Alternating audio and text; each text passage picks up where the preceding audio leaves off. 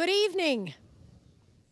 I'm Lynn Babington, the Chief Academic Officer at Fairfield University, and it's my distinct privilege to welcome you this evening for a very special, informative, and educational discussion on education reform in the 21st century. As a Jesuit university, Fairfield has a rich tradition of supporting education and the promotion of justice for all citizens. We are a co-educational institution of higher learning whose primary objectives are to develop the creative intellectual potential for our students and to foster them in ethical and religious values and a sense of social responsibility. Our mission, much like that of public education, is to expand human knowledge and deepen human understanding. We seek to develop in our students a greater sense of community, a sense that all of our members belong to and are involved in the university, share common goals and a common commitment to truth and justice, and manifest in our lives the common concern for others, which is the obligation of all educated, mature human beings. These values are also the foundation of public education. Now, before the program begins this evening, I would like to take this opportunity to recognize and appreciate all teachers. Would all of the teachers in the audience please stand up?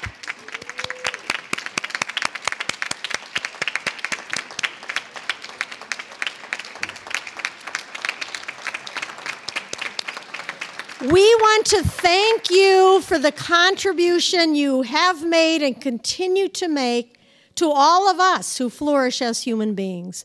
We all remember that special teacher who motivated us, inspired us, and helped us to look beyond ourselves. And we thank all of you for your commitment to that very laudable profession. Now, it's now my pleasure to introduce to you Dr. Robert Hanifin, the Dean for the Graduate School of Education and Applied Professions. Dr. Hanifin.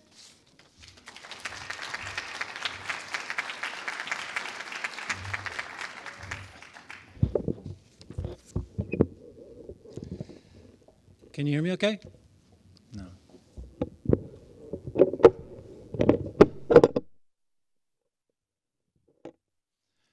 Good evening. Thank you for coming, colleagues, friends, students, and esteemed presenters. You probably have heard today that the president or the director, the executive director of the biggest teachers union in New York State made the recommendation to parents across New York State to opt out of standardized testing. So how do we get to this point? You know, that's what a lot of this panel is about, and to discuss implications. As you probably know, the law known as No Child Left Behind, but to most of us in 2002, and later Race to the Top, ushered in an era of test-based accountability where schools, teachers, and administrators are evaluated based on student standardized test scores in math and reading with high-stakes consequences. The logic was that if we make educators truly accountable, a la Joey Tribbiani, for student scores, they would respond by working harder and scores would go up.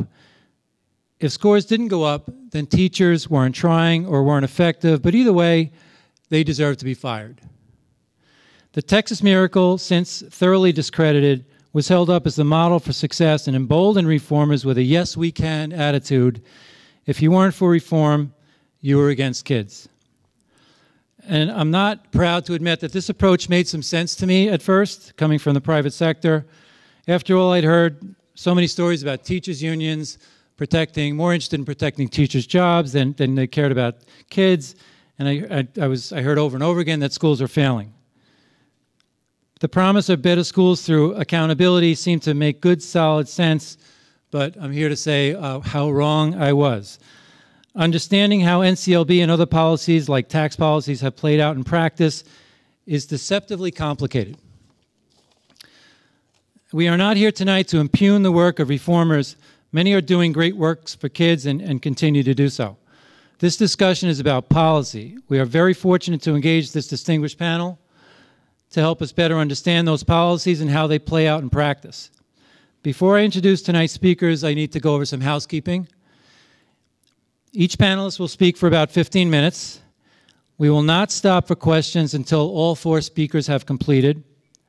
A Q&A period will follow, where each of you will get a chance to ask the panelists questions. I'm asking you now to limit your question time to 30 seconds. We invite and encourage any and all viewpoints. If you have opposing views or want to challenge anything you hear tonight, I encourage you to do so. We don't have to agree with everything. You don't have to agree with everything you hear tonight. Our panelists, in reverse order, are our very own Yohuru Williams, Associate Vice President for, get it up.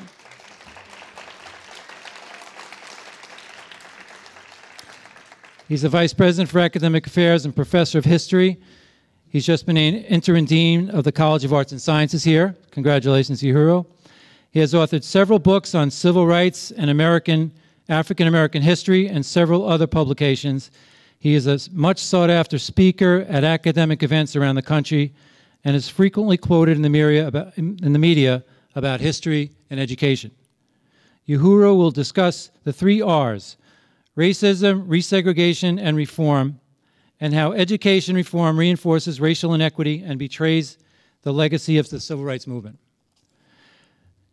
Third in the lineup is Jonathan Pelto, who has been active in Connecticut public policy, advocacy, and politics for 40 years. I read that right, 40 years.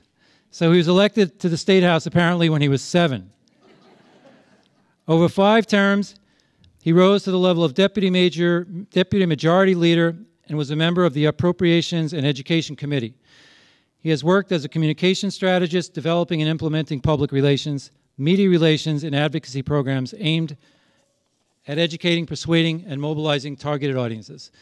He writes the popular blog, Wait, What? Jonathan will address the charter school movement, which is inextricably linked to the testing discussion. Wendy Lecker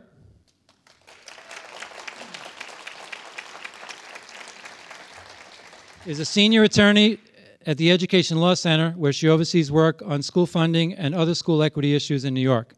She is co-counsel on the Maisto versus State, a school funding case that brought against New York State on behalf of parents and children in 8 small cities in New York. Lecker was staff attorney for the Campaign for Fiscal Equity. That's a little applause there. During its landmark school funding case against New York State. She's also an education columnist for Hearst, Connecticut Media Group, a public school parent in Stamford, and the former co-president of Stamford's Parent-Teacher Council. Wendy will address funding inadequacy. Do states meet their constitutional obligation to provide kids with an education, and the extent to which education reform addresses or fails to address the real needs of public school students? Tom Scarice.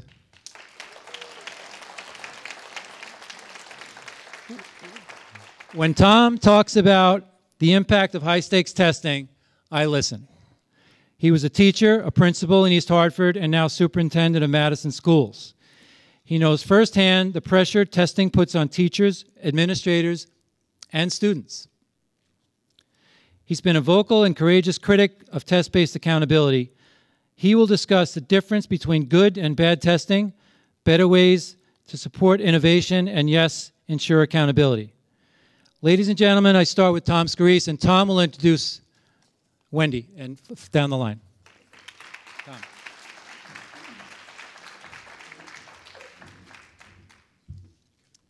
Thank you. Is the mic on? It is. Okay, great. Okay. About 2 months ago, I felt inspired and moved to write about my children, particularly my daughter Ella, who's in 5th grade. And I was going through a little time period, and she's getting a little older now. She's 11. And I was just felt moved to write about the innocence of childhood. And I did so I also wrote about our obligation that I feel we have to protect childhood. My words moved Bob, and Bob reached out to me, and I'm very grateful that you did that, and I'm very grateful to have a new friend. So thank you for doing that, Bob. I just want to thank the university, the faculty, and the students for the opportunity to share just some thoughts this evening, and that's all that I'll do is just share some of my thoughts. It was great to see so many hands go up when we asked the question earlier of how many teachers are here. And it made me think instantly when I saw those hands go up, probably like me, when you chose to enter the profession, you had a movie in your mind, you had a vision in your mind that moved you to want to do this work. I will bet it had nothing to do with testing. I will bet it had nothing to do with sitting around data teams. I will bet that it had nothing to do with much of what your world looks like right now. So I empathize with you, but I also ask you to not forget that movie in your mind. I'm going to share tonight a little bit of how I got back to that and into my profession, because I was very wayward for a number of years in my career. When Bob approached me, oh, just quickly, how many aspiring teachers are here?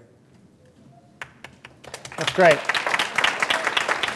I just have one piece of free advice for aspiring teachers. Never, ever, ever stop asking very difficult questions of the people you work with and work for.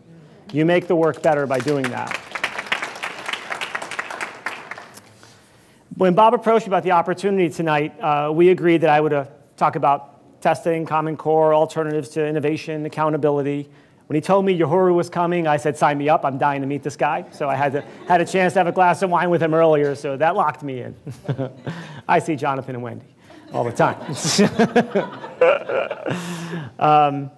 But last night, I called Bob, and we had a plan for the last month or so. And I said, Bob, I'd like to take a different approach to the words that I share tonight. I just felt inspired to do so. I have a tan. I was in Aruba for a week. So my walks on the beach led me to some little more different approach. And I had a first grader today look at me and kind of look up at me as he's writing. What happened to your nose?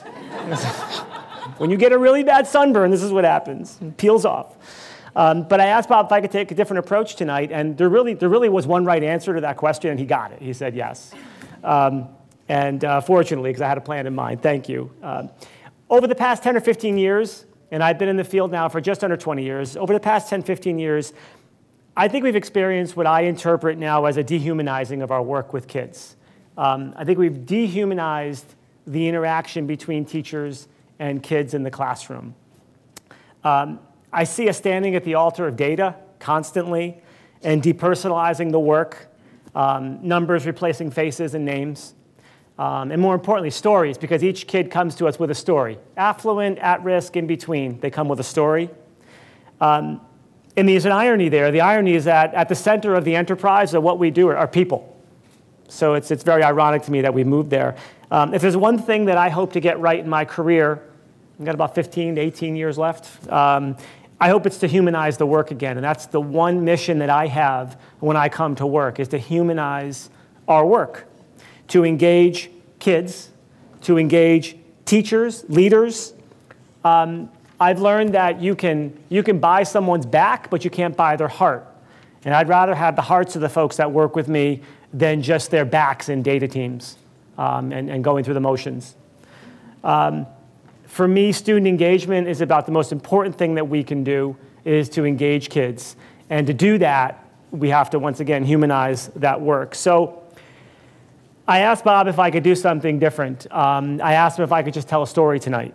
And that's all that I'm really going to do. I won't have a lot of thunder like some of our other folks. I'm just going to tell a story. I'm going to tell my story of about 8 or 10 years ago and the road that I was on. It's a story that I really only share with about 2 or 3 people that are close to me. So I feel a little vulnerable tonight. And I've written about my concerns with standards and Common Core and testing and accountability models. And I've put that out there, and you can Google it, and you can get all my thoughts on that. But I really thought tonight would be a good opportunity for me to do something a little different and just share a story, just one moment in time for me in March of 2008 that literally changed my belief system in a moment. It wasn't a slow chipping away process. It was an event that happened. It was two eyes of an 8th grader that looked and made contact with my eyes, and it changed my professional belief system, I hope forever.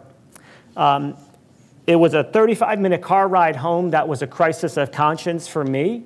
I couldn't look at myself in the mirror. I couldn't live with myself anymore. I questioned my own integrity, my own ethics. This was a time that I really thought back to the movie in my mind of what I was going to be as an educator, and the only word that came to my head on that car ride home was fraud.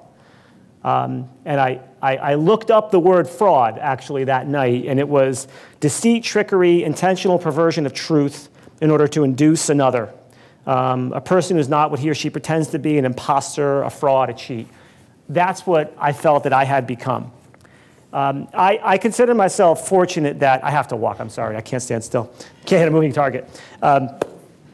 I consider myself fortunate. Many of you that teach in the room probably are like me. You've taught or worked in the 2 Connecticuts, I call it.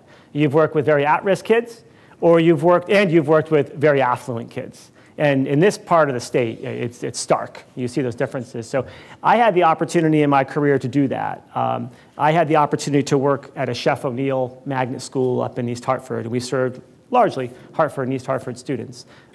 Very impoverished kids, very, very poor kids who came in with an impact that an education alone was not going to solve. And then I also had the opportunity to work in Fairfield County, and I work in an affluent community now. So I consider myself fortunate, actually, to have had that experience. But what I did for that time period, when I first got into the field in the 90s, I thought, at least at the time, as a young professional, we were doing some really good work. Things changed. Things changed a great deal when NCLB hit. And I bought it. As a principal, I bought it. I had the whip behind the teachers, and I had everything going exactly how the NCLB train was designed to run. And I look back, I'm going to share some embarrassing things, quite honestly. I did work that I'm not proud of. And we did great things for kids in that school. It was a school of choice, it was a magnet school. We did some wonderful things for kids, but I commissioned work that was the wrong work, that was a disservice to kids. And I oversaw it, and I was in charge of that, and I led that.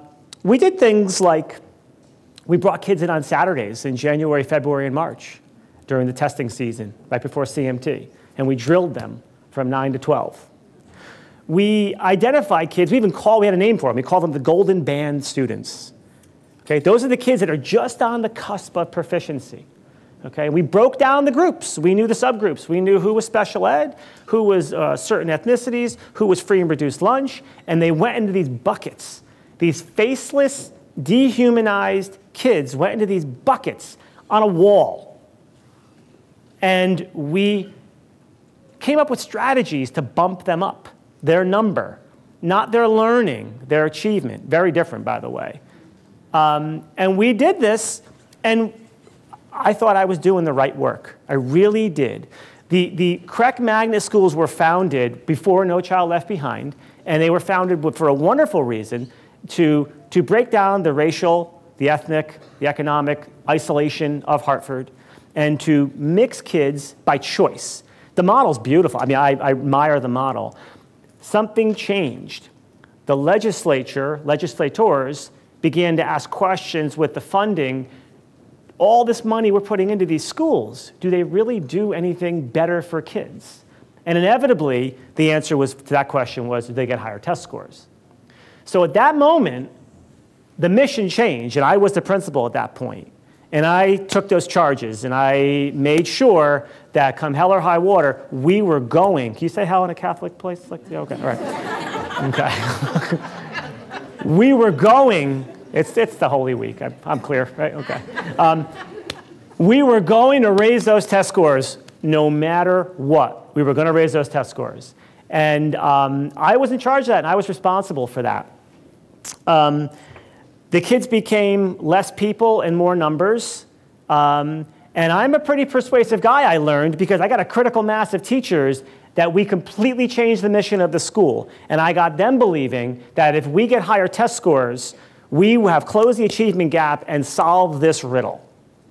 And I had teachers right behind me, and they were ready to go. And we did it. To the point that my last year there, Concan came out. Y'all know Concan. Concan came out to my school and recognized us for one of the highest achieving middle schools for African American males in the state.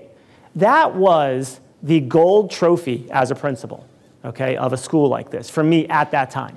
So my story. Malcolm is my story. Malcolm did something to me that he didn't know then. He certainly doesn't know about now. He did two things in one day that forever changed my career and set me on a completely different path. One that made me question whether or not I would stay in public education or not. One that made me question my own integrity, my own ethics. And he had no idea that he did this. None. He'll never know. That's okay. So we had the testing season. You guys know March, right? March is the testing season, particularly during CMT time. So CMT time came, and like a good principal, I said, I will take some of those kids who are in separate small settings, and I'll proctor their exam, put me on the team, I'll do that. You guys all have separate settings for all different kinds of kids, okay? So they got, lucky choice, the principal's office, okay? 7 or 8 kids, math CMT, okay, math, African American, okay, free and reduced lunch, special ed, that right there, that's a trifecta right there. If I get that kid to get AYP, woo, in the No Child Left Behind era, I mean, that is a home run. So they're in there, and I'm proctoring. I walk around, I go back to my desk, I do some work, I come back, I walk around, and I'm watching the performance of these kids deteriorate rapidly. I'm looking at the work they're doing. I'm realizing that none of them are doing very well, but I'm making sure they're on task. I'm doing my job as a proctor. I see Malcolm. I kind of walk behind him, and I'm leaning over to him, and I felt this urge within me, and I said, Malcolm, you have to.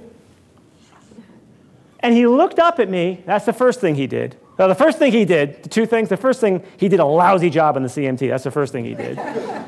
The second thing he did was this innocent kid turned around and looked up at me, kind of like, dude, I'm taking a test. What are you doing? Okay. And I looked at him and I froze. And I thought, what the hell was I just going to do? What was I going to say to him? And I stopped him and I fluttered, just stay focused, doing a great job. And I went and sat in my chair for 15 minutes while that test ended, and I stared into space. And I thought, what on earth almost happened? What am I becoming? The movie in my mind of when I was entering the profession was a horror film now. I sat there and stared, and I thought. The test ended, the kids moved on. I drove home. My commute was about 35 minutes. And I'm a Sirius XM E Street Radio Springsteen guy in the car, okay? My car ride was silent. And I really kept saying over and over in my head, what have I become?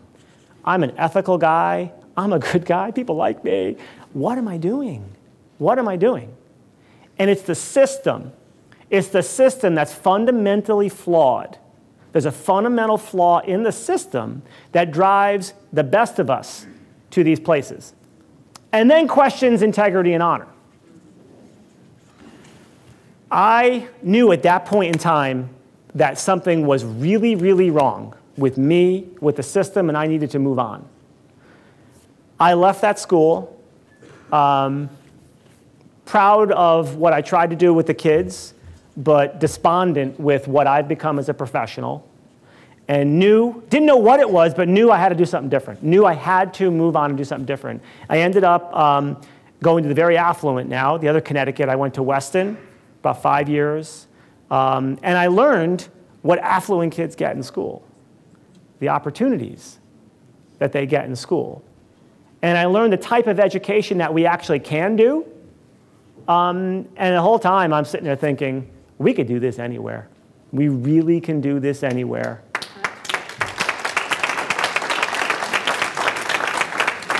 So to be in those two Connecticut's and experience that and realize what I was becoming as a professional, that I either had to get out or I had to change. And I I decided to change and decided to learn. And I engrossed myself, just engrossed myself with learning and not achievement and not data, with real authentic learning, with real authentic student engagement. It was a moment for me that day in my office, that car ride home in silence, where I was at a real crossroads. And fortunately, I think I found myself. And since that point, I have been on a quest to do what I call the right work. Right now, we're wrapped up in the wrong work, just about everywhere. So I'm on a quest to do the right work, to inspire as much as I can. Probably more than anything, all I try to do is ask really critical questions about really important things. And if that makes me, you know, an outlaw or a rebel or whatever, then so be it. I think in a thinking profession, if we're not thinking, we're dying. And that's where I see our profession right now that I question the most. So that was my story. And that was the moment for me where everything changed. If you talk to people who work with me prior, they will, you know, prior jobs and so forth, they will say, this guy's a fraud. This guy was a test-based, drill and kill, get the scores up guy, and they're right. That's exactly what I was.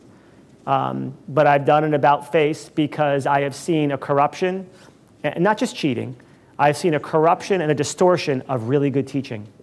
What passes for really good teaching now is in my mind, completely criminal.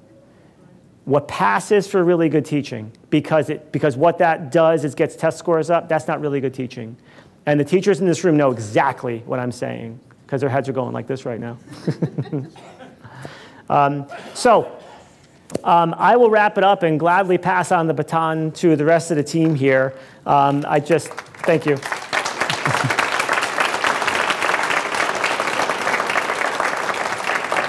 I look forward to having a discourse with a Q&A. I appreciate the opportunity, Bob. Thank you for letting me share my story and the impact it had on me. But I would like to turn it over next to Miss Wendy Lecker.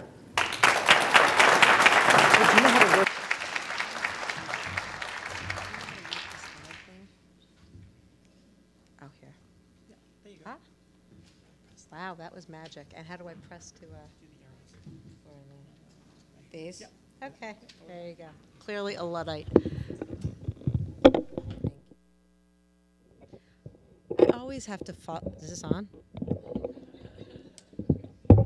Okay. I always have to follow the good speakers. Can't stand it. Anyway, I just want to say first that I'm honored to be speaking on this panel with Tom and Jonathan and Yohuru, three brave and honest champions of a quality education for all our children. So they definitely deserve a round of applause. So thank you, Dean Hannafin, and everyone at Fairfield University for bringing us together. For anyone who has a child in public schools today, especially urban public schools, or anyone who works in public education, there are just so many reasons to be frustrated with the reforms that have been imposed on our public schools for the past decade or more. It's not only that when it comes to improving learning, these reforms are not based on any evidence that they actually work, and in most cases have been proven not to work. Among the most frustrating aspects of these reforms is that they have nothing to do with the reality of children's lives and learning, especially the lives of learning of our most vulnerable children. And let me just give you some examples. Elementary school-age siblings who arrive at school one morning having just witnessed the police shoot and kill their family dog as he jumped up to protect their mother's boyfriend whom they had come to arrest.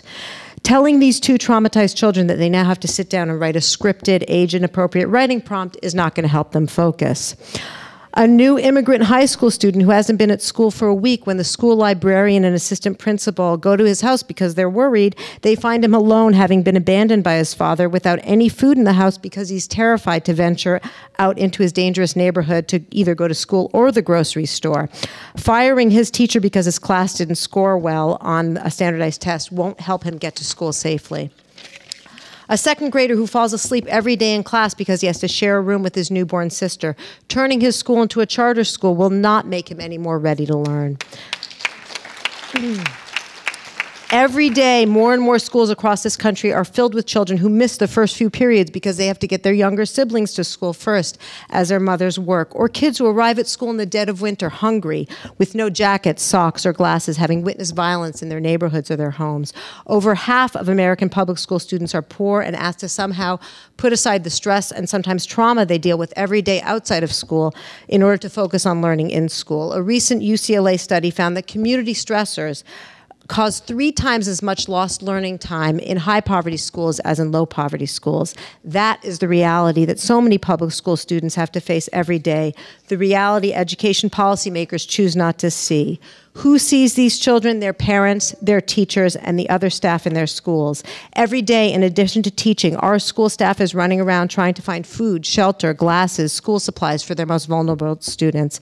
They spend their lunch times and other free periods counseling students who have nowhere else to turn. That same UCLA study found that teachers in high poverty schools spend much more time addressing a variety of important academic, social, and long-term planning issues with their students and teachers in low poverty schools. By and large, our teachers care about the real human beings they teach every day and go above and beyond to help them with the issues that interfere with their learning. Their reality is that today most states are funding their schools at a level below what they spent on public education before the recession. So at a time when the federal and state governments are demanding higher performance by schools, schools are serving increasingly needier students, they are having to do all this with fewer resources. None of the reforms in fashion for the past 10 years have done anything to help teachers and schools help real human children learn. And it often appears that reformers do not have to face this reality. But there is one place where the empty rhetoric of reform does meet up with the reality of impoverished schools, and that's in courts in school funding cases. In courts across the country, parents and school districts have been suing states that fail to fund their schools adequately. Plaintiffs in these cases claim that by failing to fund public schools, these states are violating the constitutional rights of children. In fact, as many of you might know, there's a case pending right now in Connecticut, C. Jeff v. Rel, which will likely go to trial in the fall, and I'll speak a little more about that later. But courts in all of these cases first start with the real goal of public education. Every state has a constitutional provision guaranteeing a free public education as a fundamental right. Courts across the country have held that the goal of public education, as articulated by these constitutional provisions, are to prepare our children to be responsible citizens, capable of voting intelligently, serving on a jury knowledgeably, and being productive and thoughtful members of our community. So just to be clear, the goal of public education is not to win some imaginary competition in the economy with China. From Wyoming to Texas, to South Carolina, to New Jersey and beyond, courts have consistently stressed the democratic purpose of education. As our own Connecticut Supreme Court said, education is the very essence and foundation of a civilized culture. It is the cohesive element that binds the fabric of society together. In a real sense, it is as necessary to a civilized society as food and shelter are to an individual. So the task of these courts is to determine what schools need to provide to kids in order to prepare each and every one of them, no matter what their needs, no matter what their circumstances, to be responsible citizens. And since it's a court of law, parties have to actually bring proof. And courts they've actually looked at the skills that students need in order to vote intelligently on like a bond referendum, or knowingly sit on a case as a juror involving DNA evidence. Courts hear from real teachers and administrators and superintendents working in real districts about what it's like for kids in school. And no matter what the demographics are of that state, whether it's located in New York or North Carolina, Kentucky, Kansas, courts have consistently come up with the exact same basket of goods that states need to provide to every school. Small class size in the early years, an adequate number of qualified teachers, adequate facilities, sufficient instrumentalities of learning like books and computers and desks, extra help, time, and support for children who need it, a rich curriculum, and some courts even add preschool. If you notice, they don't say choice is important or TFA. None of the innovations pushed by reformers are in these basket of goods. Now, states have tried to say, oh, we don't need to fund schools. We've enacted these nifty reforms. In fact, Connecticut tried to say this in the CJEF case and get the case dismissed. They said, hey, all the great reforms we passed in 2012, teacher evaluation, Common Core, school turnarounds, expanding charters, they'll fix everything. We just have to wait. The court's reaction was, sure, the state said that, but the state failed to show any proof that these reforms will actually cure the constitutional inadequacies in funding. So you're going to have to prove it. And in Kansas, where they did have a trial, and the state of Kansas did use those very same arguments, the court said that cutting funding and relying on these reforms is, quote, experimenting with our children who have no recourse from a failure of this experiment. So they understand. You'll clap again because I'm going to quote them again. They're an awesome court. But they understood that these reforms are unproven. And this same court, which I really love, and that's why the legislature in Kansas is trying to get justices impeached more easily. This court at one point wrote about how schools have to try all sorts of things sometimes to have that light of understanding go off in kids. And the court went on to say, that is why modern schools have sought to aid students whose individual circumstances are such that their individually born distractions or deprivations tend to, in some degree or another, diminish their ability to learn. Some examples, among many that could be cited, are programs providing breakfast or lunch, preschool or after-school programs, all-day kindergarten, field trips, or even theater, band, or athletic endeavors, all of which broaden one's base of association such that it may spark inquiry, acceptance, or otherwise give purpose to give purpose to the pursuit of an education. That court got it. What Tom's doing now, what he didn't do before. We, the Education Law Center where I work, just completed a trial as co-counsel in a school funding suit in New York, as Bob said. The decision won't be until at least the fall, but the testimony just finished 2 weeks ago. We sued, as he also said, on behalf of parents and kids in 8 small city school districts in New York. Since just yesterday, or they're still bargaining about it, New York seems to have agreed on a budget deal calling for some of these empty reforms. It's particularly interesting to see how this trial unfolded. And just to give you some quick background, in 2003, New York had already been found by its highest court to be in violation of students' constitutional rights in a case called Campaign for Fiscal Equity, CFE, a case I also worked on. That case was brought on behalf of New York City students, and the court ordered New York to reform New York's school funding formula just relating to New York City students because they were the only plaintiffs. But then Governor Spitzer, in his wisdom, and the legislature decided to enact in 2007 statewide funding reform. And it was called Foundation Aid, and it was supposed to pump $5.5 billion additional dollars of state school aid into our New York State schools over 4 years. And for 2 years, the state lived up to its obligation. Then in 2009, it froze foundation aid, and starting in 2010, it started actually cutting school aid through a mechanism called the Gap Elimination Adjustment, GEA, which balanced the state budget on the backs of kids by cutting school aid. And these cuts impacted poor districts more harshly than wealthier districts. Currently, New York's about $6 billion behind what it promised to New York schools. In our 8 districts at trial, the state admitted it owed over $1 billion. Let's see if I can do this right. Woo! Okay, so this is what the state admitted at trial. They stipulated to this. They owed over $1 billion to these school districts. The state also conceded at trial that the funding cuts led to these staff cuts. As you can see, Mount Vernon had to cut 30% of its staff. And because every year they had to have a balanced budget, where do they cut? They had to cut staff, they had to cut programs. So over 2 months, 8 districts came in and told their stories. And these are high needs, low wealth districts with increasing poverty and ELL populations every year. Some of these districts had to cut all their social workers, all their reading specialists, cut administrators, had ballooning class size, had to cut all their after-school, preschool, summer school programs, pull-out services, any academic intervention services. These districts had children, as they told us, arriving at school in kindergarten, not even knowing how to hold a book. Yet Poughkeepsie had to cut full-day kindergarten. Utica has among the highest refugee population in the country. Kids come speaking 42 languages, and they had to sit with 30 other kids in a kindergarten class.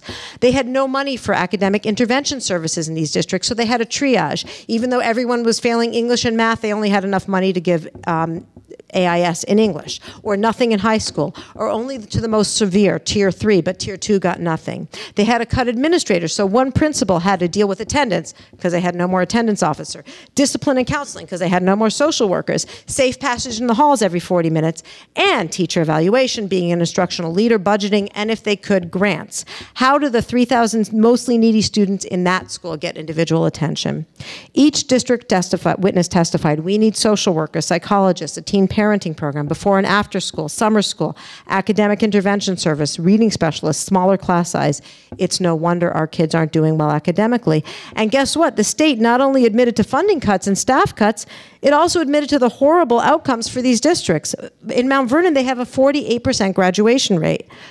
What was the state's explanation? Oh, well, they contended that the cuts had nothing to do with how badly the kids are doing. They used their reformy rhetoric. The state ed came in and said, wait, we have turnaround plans for struggling schools. But on cross-examination, they admitted, oh yeah, those plans don't include any extra money. And actually, when we examined those plans, when that guy was on the stand, the district said, in the plans itself, we don't have the resources to implement this plan. In fact, the evidence showed that for most of these districts, the state has already been intervening with their nifty ideas for as long as 10 years already, and these schools were still focus schools and focus districts and priority districts or whatever they want to call them now. So clearly state intervention with no money doesn't work. The same thing with teacher evaluation. They came up with witnesses, but who could produce no proof that it actually worked. The state also brought in retired superintendents from wealthy New York districts to observe the districts. Some of them went into classrooms for 5 minutes, for 20 minutes, and they all came in with essentially the same scripted report. These districts have enough, the teachers just aren't trying hard enough. But on the stand, when they were confronted with the reality, their scripts fell apart. When one expert was asked whether a district had adequate academic intervention service, he said, oh, well, I didn't really examine the remedial services that students need. Really? These kids are all failing and you didn't examine the remedial services. That same expert noted that attendance was a major problem. Absenteeism in this district was a major factor for why these kids were failing. And while the expert actually concluded that it's just because the teachers weren't engaging enough, that's why the kids weren't coming to school. But the one study he cited himself, number one, said that attendance depends on out-of-school factors. The study he cited in his report also said that these districts with attendance problems need social workers, therapists, and parent advocates, the very resources that that particular district had to cut because of budget cuts. So, and when we went through the specific resources with each of these districts for each of these experts, almost every expert admitted, yeah, if these districts had more resources, their kids would do better. So education reform does not hold up when it clashes with reality. Now, as I said earlier, Connecticut will be starting its own school funding suit, and we have a similar situation here with our needy districts. In 2012, the Connecticut Conference of Municipalities concluded that Connecticut, even according to its own very flawed funding formula, owes over $765 million to its schools. And if you correct the flaws in the funding formula, it owes even more. CGEF's experts put that amount at over $2 billion. And just to bring it to the district level, here are some selected districts. This is their per pupil allocation, and this is what they're really owed, according to CGEF's experts, per pupil by the state. And these are districts without enough social workers, and I see some teachers from some of these districts, so they know. Guidance counselors, class sizes ballooning. They don't even have calculators for all their kids. Novels for half of their class. Not enough textbooks, so they have to copy the textbooks until their paper allocation runs out. No funds for substitutes, so when a teacher's absent, they just split up the class and put the kids wherever they can. These are not conditions that kids should learn in. These, I'm sure, are not conditions that kids in Madison have to learn in. Since 2012, the poorest, just to give you another thing, the poorest school districts have gotten an average, and you see the average school districts has gotten a whopping $184 increase per child since 2012, and the average poor district has gotten $642 per child increase. And since the plan for the next 2 years is to have no ECS increase, that's it for 5 years. So poorest kids have gotten a whopping increase of $128 per kids for 5 years. Don't spend it all in one place. While Malloy says he'll fix schools, the reality is he has done very little, $642 worth to help kids get the services they need. So we in Connecticut can wait until a court, like it has in all the other states, has been telling the states across the United States that reforms are not what kids need.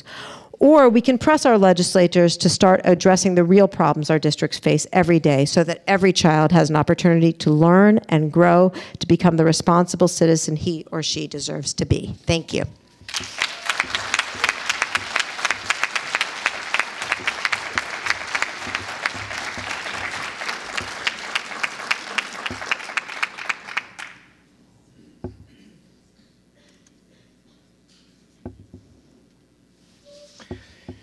Well, I definitely appreciate the opportunity to join with this august body and all of you out there, a number of you who I know or who I've communicated with over the last couple of years through my blog. And I appreciate you all taking the time. Normally these days I spend most of my time talking about SBAC and the opting out and the problems associated with the Common Core testing and more and more of the data and privacy issues that are starting to come forward.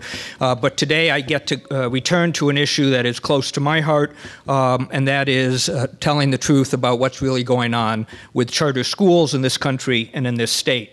There are, as one always begins these presentations by saying there are undoubtedly good charter schools out there, a handful of them that exist around the country, just like there are public schools that have genuine problems. But the vast majority of issues associated with the charter schools is what I'm here to spend the next few minutes about. Each one of the issues that we're here talking about, we could spend the full 90 minutes just on that, and we'd still have lots of questions and lots of issues that would go unaddressed. But my piece here is to run through the issue related to charter schools. I give credence and congratulations to, of all of the reformers, the one who has been most honest is the media mogul Rupert Murdoch, who said in 2010 that as he formed a new company and actually split his empire into two pieces, one that's media and one that's now education reform industry, hired Joel Klein from New York to run a company called Amplify and really took advantage of the changing process in public education today. The greatest change in public education in any of our lifetimes is that he said, and rightfully so, from his standpoint, that the American education system was a $500 billion untapped market. And just as President Eisenhower, the last speech he gave before he turned the Oval Office over to President Kennedy, was to warn Americans about the military-industrial complex and described how the military-industrial complex managed to manipulate the American people to the point that we have spent and bankrupted our nation in military spending. We can see those same exact things going on now in the new education industrial complex. Create fear among the people that we're failing. And of course, we know, for those that take the time, that that's just not true. The test scores, in fact, are not the end-all and be-all, but American test scores are the highest they've ever been, as our graduation rates are the highest they've ever been. That the barriers to academic success, we know, without a doubt, are poverty, language barriers, and unmet special education needs. And by virtually all measures, we're doing okay. We have significant achievement gaps because we have significant poverty, we have significant language barriers, and we have significant special education needs that are going unmet. I pulled, as I left today, the NAEP scores, the dreaded, from the reformers' rhetoric, the dreaded proof that our country is failing. The NAEP is the one that places the United States 23rd or 34th in the country, in the world, when it comes to these scores. And I pulled Connecticut. For white students, we are #1 in the country. For non-poor students, we are #1 in the country. For African American students, we are #1 in the country. For students on free lunches, we're #1 in the country. And students who are Latino, Hispanic, English language learners, we're #4 in the country. We're doing pretty well in Connecticut. We have a gigantic achievement gap because we have the largest gap of wealth. We have tremendous issues of language barriers, and we know that the way in which we deal with special education needs are very different in Mansfield or Madison than they are in Bridgeport or Hartford. But a piece of this is related to the diversion of scarce public funds into the charter schools. Charter schools began, the concept, in 1974 as incubator schools, as laboratory schools. I went to a public laboratory school in the town of Mansfield, split the program into two. One was the alternate program, which allowed us to focus in on the things that we students were interested in. I came out with a deep understanding of government, but functionally illiterate when it came to English or math. But it was a good laboratory school. It happened to be in a public setting. By 1991, the first state had adopted charter school legislation, the state of Minnesota, California the next year in '92. And what we have seen is a massive growth of charter schools in this country, the fastest growth of any form of education. There are now 6,700 charter schools in the country, educating over 2.9 million students. We've seen the rise of for-profit charter school management companies. There were only 5 in 1995. There are nearly 100 today. These are companies that are for-profit, making huge amounts of money. K-12 Inc., which is the largest, has 87,000 students. There are more than 300 charter school companies that just focus in on virtual charter schools. And as you can see, the list of charter school companies with 60 and 70 and 80 schools. Connecticut has yet to have for-profit charter school management companies. We know that, in fact, there are plenty of nonprofit companies that pay their CEOs as if they were for-profit. One in New York, Harlem Success, having paid their CEO well over $500,000 a year. But we at least have been spared of the for-profit, although we would have said the same thing up until this year on hospitals. We have a rich history, 200+ years of nonprofit hospitals in this state, and last year the legislature passed on the governor's request to allow for-profit hospitals to move into Connecticut, and immediately a for-profit hospital tried to buy Waterbury, St. Mary's, and Eastern Connecticut hospital chain. So I think that it's likely that we will see the for-profit industry trying to move into Connecticut soon. The nonprofit side of the sector, we say a nonprofit, but we know that there are all kinds of nonprofits, that the KIP nonprofit chain, which is the largest in the country, 98 schools, 35,000 students. The Harlem Success School, as I said, Achievement First here in Connecticut with schools in Connecticut, New York, Rhode Island.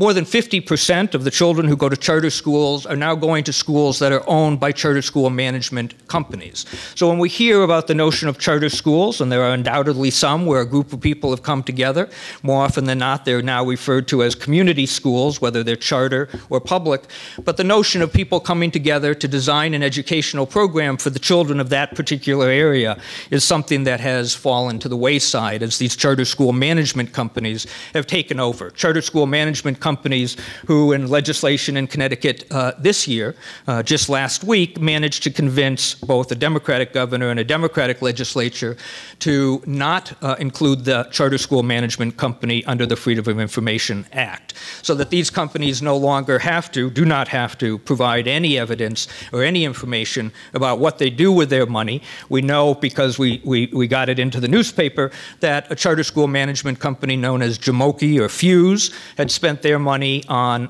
sports cars, on brownstones, on things that they had used public funds for clearly private purposes. There will undoubtedly eventually be indictments from that investigation, and if you go through, you'll find all over the country that's taking place, but in Connecticut and in other states that will expand, because these companies will not be under the Freedom of Information Act, so that we can't even determine how they're spending their money unless we have a criminal investigation.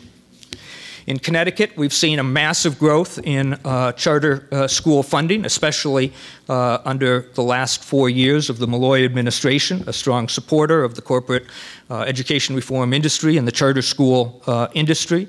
The charter schools have predominantly been the biggest growth factor, has been with Achievement First more than any other.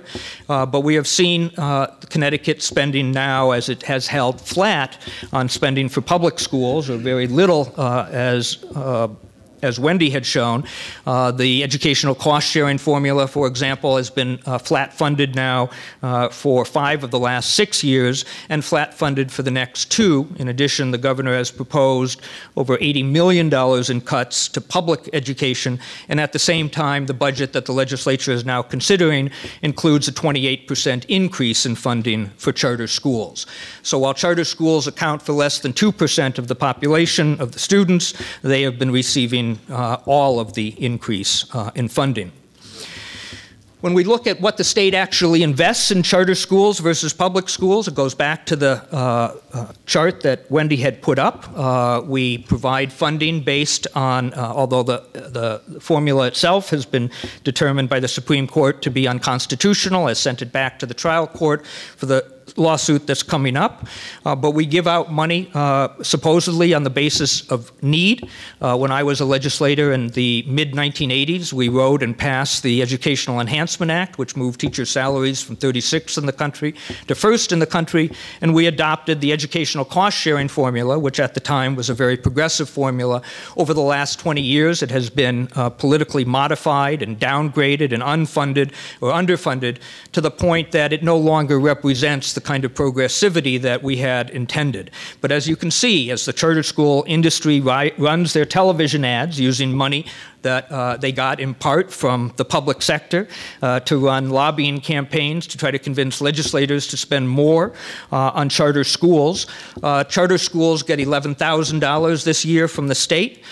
In Stamford, Connecticut, Stamford gets $675 per pupil and is looking at, because the legislature at this point has refused to put a moratorium in place, that Bridgeport is scheduled to get yet another charter school, and Stamford would be getting a charter school out of the Bronx that has had significant problems. That new charter school will open at $11,000 per pupil for every pupil they manage to enroll and keep until October 1st. And then once they start the out-migration, as it's called, of taking kids and moving them back into the public sector, Stamford will still get their $675 per pupil, minus the cuts that have been proposed, while the new school that has no record and no accountability to the local Board of Education will get $11,000. Charter schools, as you know, do not report to an elected Board of Education or even a group of citizens, but instead are normally put together by the corporation with perhaps at best 1 or 2 community representatives. Very quickly, we know that charter schools across the board, for the vast majority of them, have had significant problems when it comes to the following issues. Charter schools are more segregated than the communities in which they exist. They fail to enroll English language learners. They fail to enroll special education students, which is particularly offensive because not only do they get the $11,000 a year, but the town, the host town, must pay for all of the transportation and all of the special education costs. So there is absolutely no reason that a charter school would not enroll special education students, except that they don't want those students pulling down their test scores. If you were open to open a charter school and you received your $11,000 and then you agreed to properly serve special education students, you would be given any and all of the money that you would be needed in order to provide those students with the services that they need. They just intentionally do not. The vast majority of charter schools simply do not enroll special education students because of the damage that it will do to their test scores. They have higher turnover rates, or what they call churn in the industry.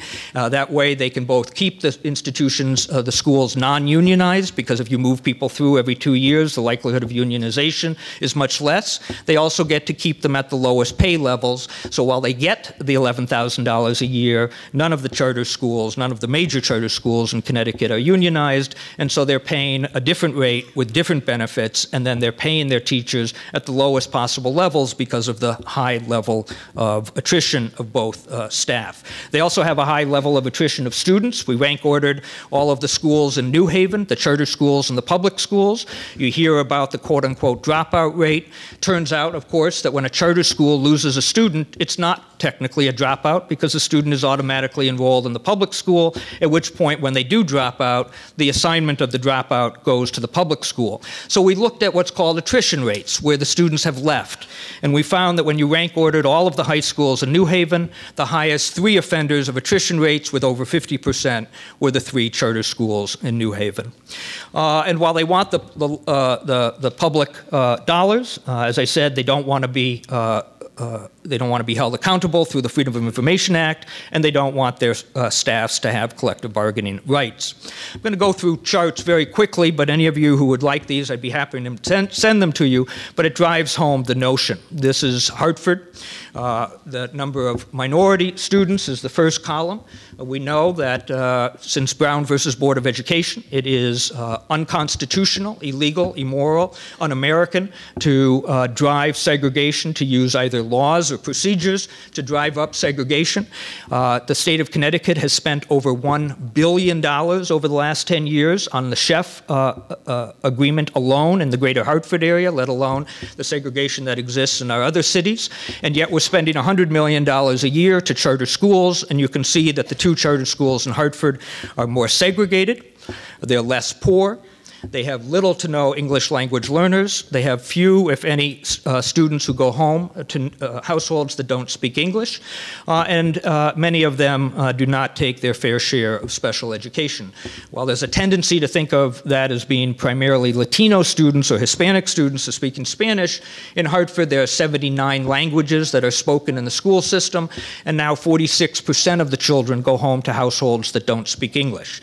Jamoke Academy, which was given a no-bid contract to run a school in Bridgeport and a school in Hartford, had never had a bilingual student in its history, and yet it was given the Milner School where 50% of the children were bilingual on a no-bid contract that allowed them to collect a management fee that lasted about a year before the company collapsed. The same was said in Bridgeport. In New Haven, we see that the charter schools are more segregated. If a lawsuit was brought under at least what was the Brown versus Board of Education decision, one of the most important Supreme Court decisions in modern American history, we would find that these schools are violating the Constitution of the United States because they have developed de facto policies that promote segregation at the very time where our nation is reeling into the abyss on racism and a lack of attention to the issues associated with racial isolation.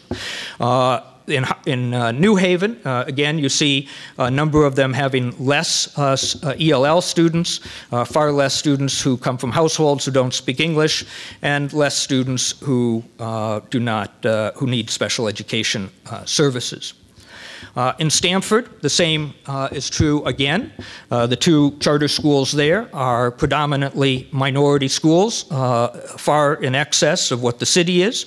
And while these 2 charter schools do relatively well on the reduced lunch and the special education, you can see that neither of them, in all their history, have ever taken a bilingual student according to the forms that they file with the State Department of Education. So the notion that we are taking public funds, giving them to private entities that are using those public funds for a public purpose to engage in public education, to provide services to the children of our state, and yet we find that they predominantly discriminate against the very people that we believe should be part of any form of strategies or incubation or ideas on how to do a better job. Bridgeport, the same. The case is always the same. That is, the schools are far more segregated. They have little to no ELL, and they take far fewer special education, despite the fact, as I said, those costs would be paid for by the state.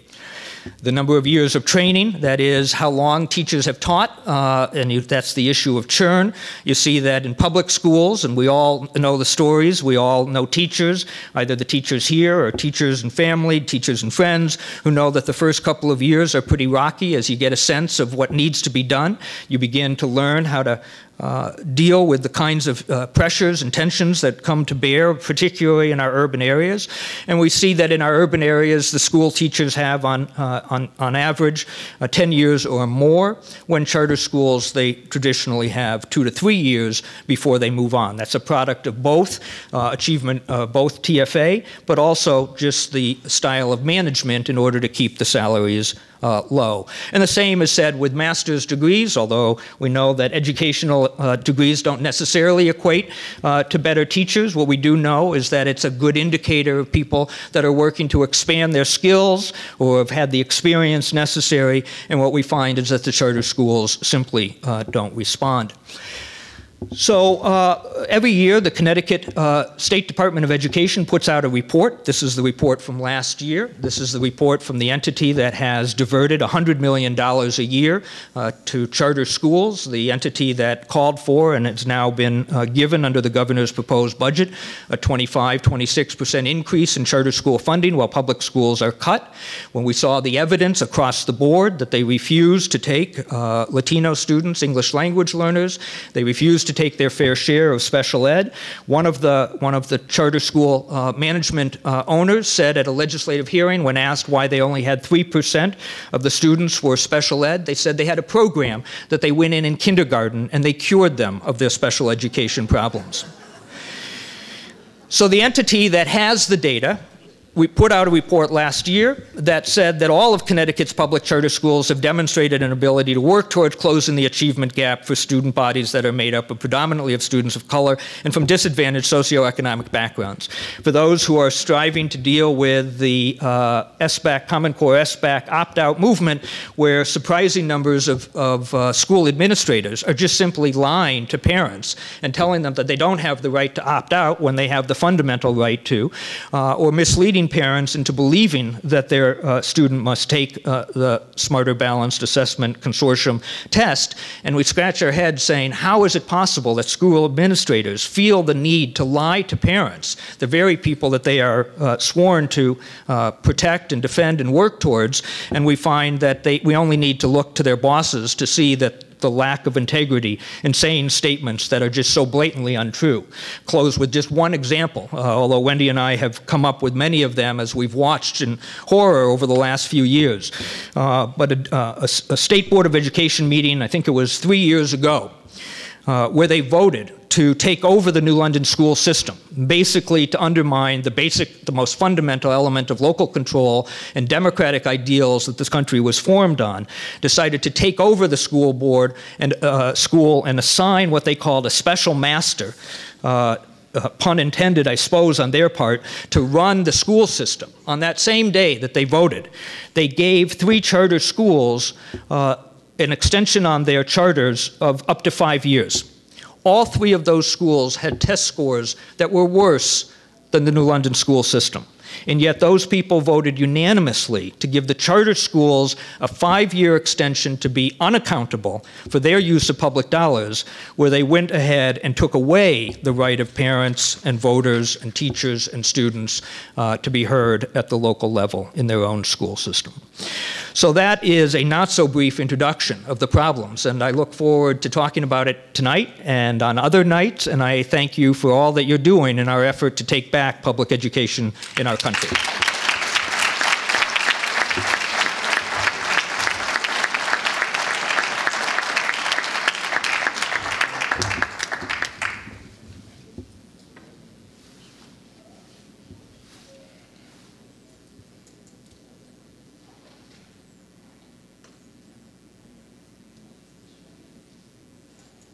Oh, I see what you did. Gotcha. Is this cordless working? Thank you. I would say, what else is there left to say this evening after having the pleasure of listening to the other panelists? So I'm going to amend my presentation just a little bit because we don't have a lot of time left. But I want to talk a little bit about this notion that somehow what ed reformers are doing constitutes the great civil rights issue of our time. That bothers me. It's a pernicious lie. It does a disservice to the legacy of the movement. As we find ourselves now celebrating the 50th anniversary of Selma, last year the celebration of the 50th anniversary of the Civil Rights Act of 1964, this year the celebration of the 50th anniversary of the Voting Rights Act of 1965, it's even more pernicious that we have to listen to this rhetoric. But it's interesting because I wrote a piece on this in The Progressive a couple of months ago called What Would Martin Say? And the Reverend Dr. Martin Luther King actually commented on corporate education reform. You may not know that, but I want to share his interpretation of what he would say about the corporate education reformers. He began this meditation, rarely do we find men who willingly engage in hard, solid thinking. There is an almost universal quest for easy answers and half-baked solutions. Nothing pains some people more than having to think.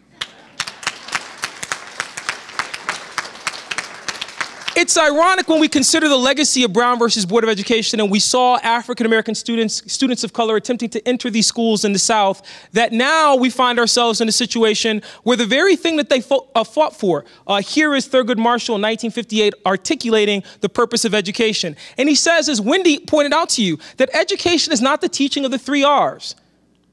Racism, reform, I'm kidding. Reading, writing, and arithmetic. It is the overall teaching of citizenship. To learn to live together with fellow citizens, and above all, to learn to obey the law. But so much of what we find in New York and in New Jersey and Pennsylvania, and unfortunately here in Connecticut, is a violation not only of basic civil liberties, not only of the premises that undergird our Constitution, but of the law. Talk about easy answers. The panelists did a great job of pointing some of these out, but it's the poverty, stupid. Hate to say that. It's all of these things that unfortunately prevent us from dealing with the issues that impact our students in our schools. And yet you find among the privatizers these half-baked solutions. Got to go back one, that got to laugh. We should definitely do that.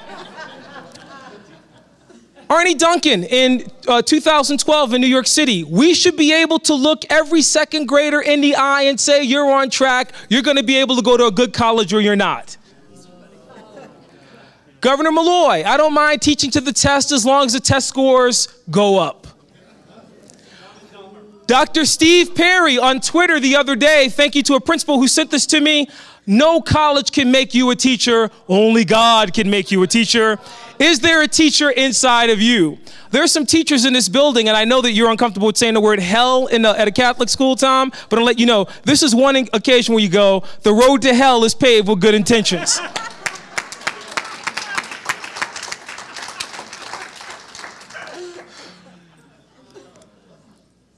The narrative of the Kool-Aid that they feed us has 3 fundamental ingredients that we've already articulated. Number 1, our schools are in crisis. Number 2, American students lag behind the rest of the world.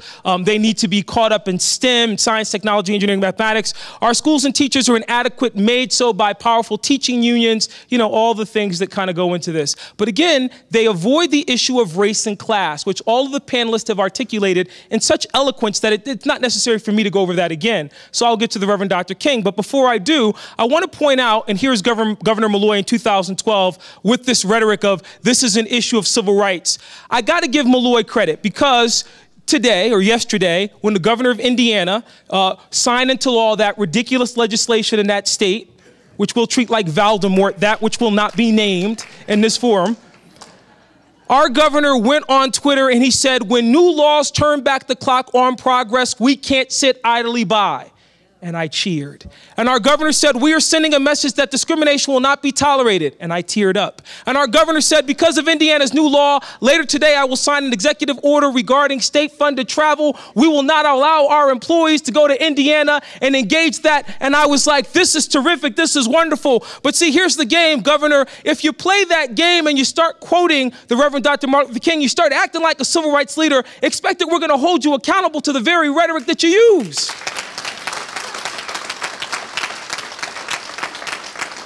The Reverend Dr. King said, look, the Black Revolution is much more than a struggle for the rights of Negroes. It's forcing America to face all of its interrelated flaws: racism, poverty, militarism, and materialism. It is exposing the evils that are rooted deeply in the whole structure of our society and suggests that radical reconstruction of society is the real issue to be faced. You can't talk about the Newtown Massacre without talking about the proliferation of guns in this country. That's militarism. You can't talk about Ferguson without talking about the proliferation of guns in this country, the easy access to weapons, to firearms. This is what the Reverend King is talking about. If you're gonna play this game, Governor, we'll hold you accountable. Your 6 principles of education reform actually encourage what I like to call the 6 degrees of segregation. Why do I say that? Because what they do is amplify school restrictions, access to public accommodations. They amplify segregation in housing. They restrict opportunities for students, although you claim, by virtue of this proliferation of charters, that you're addressing those issues. Not so with me. I want to be very clear, as Jonathan pointed out, 2012, 2013, about 60% of Connecticut's public school population was white and 40% were students of color. Only 333 of Connecticut's 1,016 schools, or 1/3, were considered integrated. Governor, if you want to tweet about civil rights, there you go. Tweet about this. Governor, if you want to talk about discrimination that exists in our society and culture, I agree with you. Tweet about this. Governor, if you want to get on a high horse, and I agree with you about what's happening in Indiana, and that you don't want to brook intolerance, and that you're concerned about discrimination, amen, brother, I'm with you. Let's march to Washington together and talk about what's happening in our state and refund our public schools.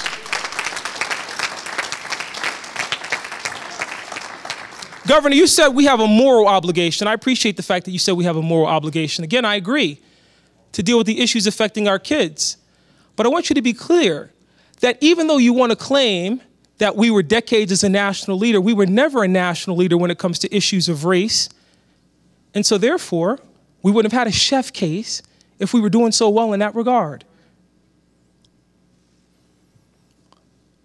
I love the fact that the National Council for the Social Studies talks about core values for elementary students, and they identify these as these core values for elementary students. I wish I had more time to deal with this with you. I'm just going to put it up here and let it ruminate for just a second.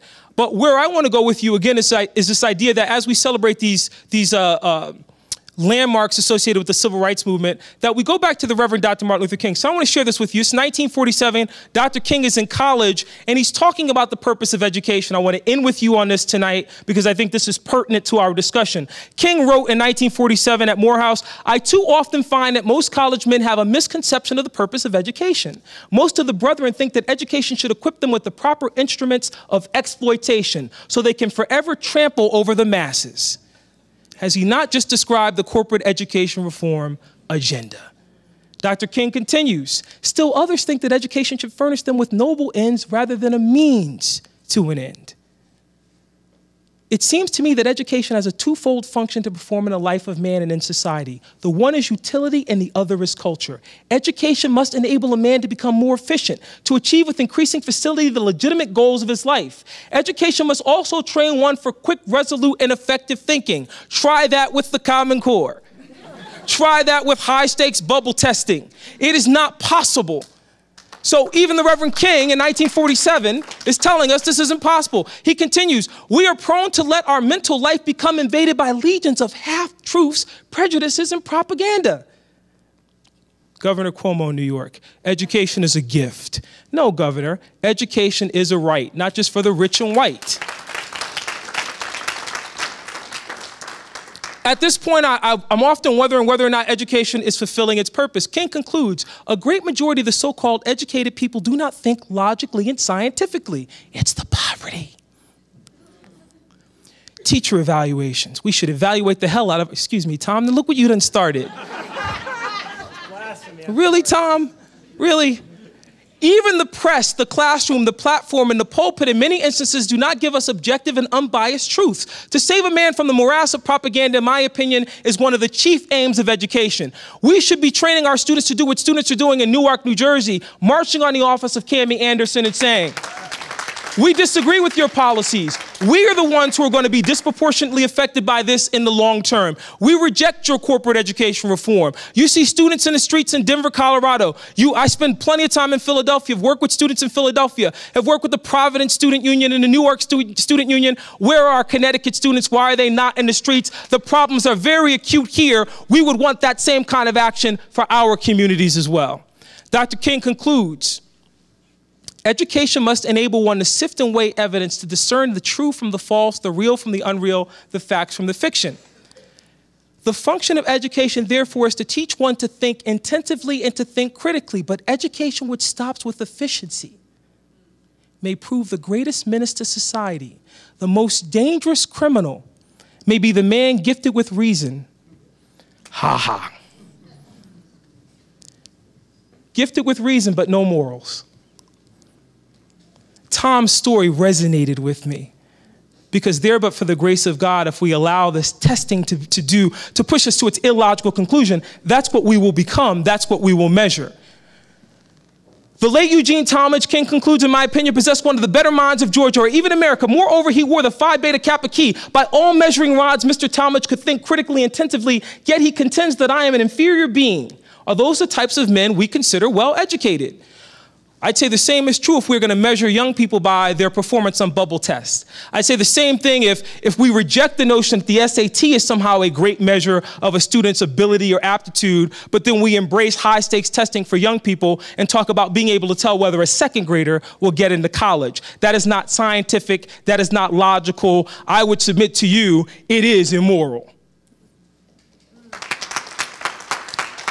Very last slide from King. We must remember, King says, that intelligence is not enough. Intelligence plus. Remember we used to do character education in school? We replaced that period with testing, prep. That is the goal of true education. The complete education gives one not only the power of concentration, but listen to this, worthy subjects upon which to concentrate. Why are our young people worried about how they're performing on a test? That is not a worthy subject to concentrate. I remember the days here in the city of Bridgeport. I grew up in the city of Bridgeport when in the public schools we had great people like my good friend Brian Ripley Crandall and his writing project, and we did poetry and art and music and dance, and we put on plays at the Ralph Viola Taylor Center and the Cultural Arts Center. Where have all of those interventions gone? Because that was the crux of my education as a young person. Where did I learn public speaking? Not in a classroom. I learned the mechanics of public speaking in a classroom, but I learned to be a public speaker standing in front of my peers at the Ralph Viola Taylor Center in an all-black production of Scrooge with kids with no money,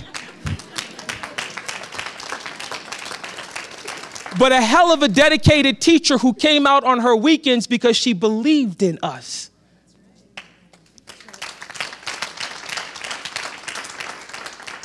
The broad education will therefore transmit to one not only the accumulated knowledge of the race, but also the accumulated experience of social living. If we are not careful, our colleges will produce a group of closed-minded, unscientific, illogical propagandists. Be careful, consume with immoral acts. Be careful, brethren, be careful, teachers.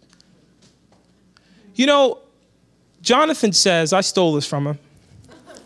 I don't mind stealing from you, Jonathan. You're very good at what you do. We find ourselves in the midst of a great social revolution.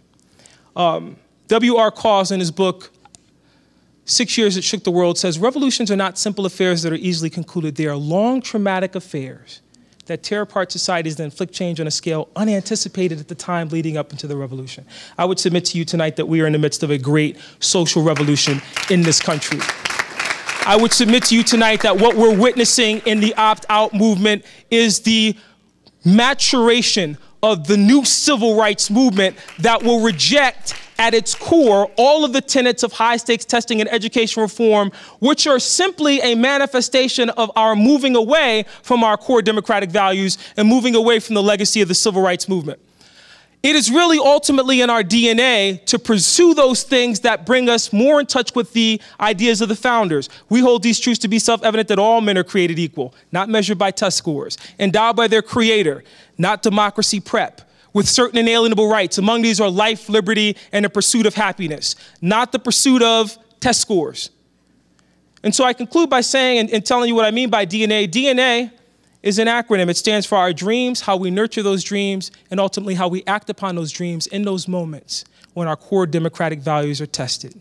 And what our DNA is telling us at this moment is to fight like hell to preserve public schools. Thank you.